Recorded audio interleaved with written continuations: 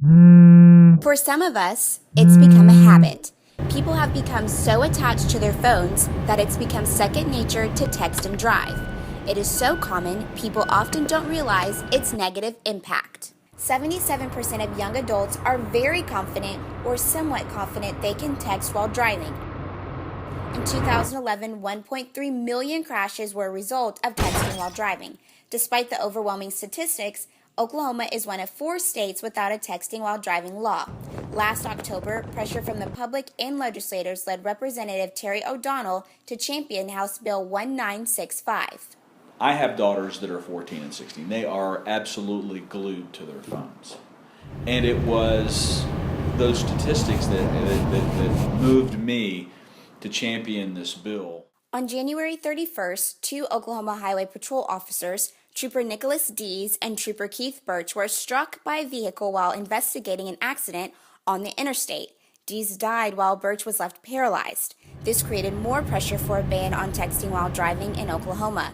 In an effort to increase support for House Bill 1965, Representative O'Donnell changed the name of the bill to honor the troopers. And it was awful.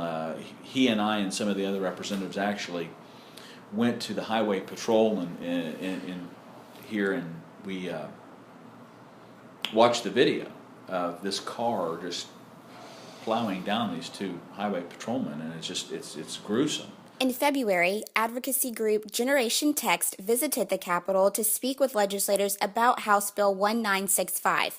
However, program coordinator Christy Blindstone says there wasn't as much support for the bill as she thought there would be. Is anybody against this issue, this becoming a measure, a bill, a law for Oklahoma?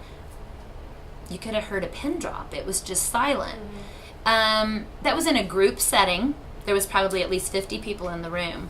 But when you speak to people one-on-one, you'll find out that, okay, I don't think they're really an ally on this side of this measure. Some legislators are still opposed to the bill. Those who are see the bill as intrusive and fear police officers will be able to pull anyone over on a suspicion of texting while driving. In an interview with the Insurance Journal, Oklahoma Senator Ralph Shorty said, "Just because we say don't text and drive doesn't mean they are going to stop doing it. The only thing that is going to happen is that people are going to do it more dangerously." On average, it takes 5 seconds to read a text. If you are driving 55 miles per hour, that means you've traveled the length of a football field without paying attention to the road.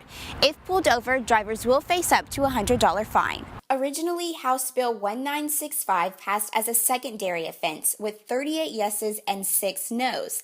The passage of the bill would have meant that texting while driving alone is not sufficient enough for police officers to pull someone over. However, the bill has been amended to a primary offense, meaning police can pull someone over for texting and driving alone. The amendment will be voted on at a later date.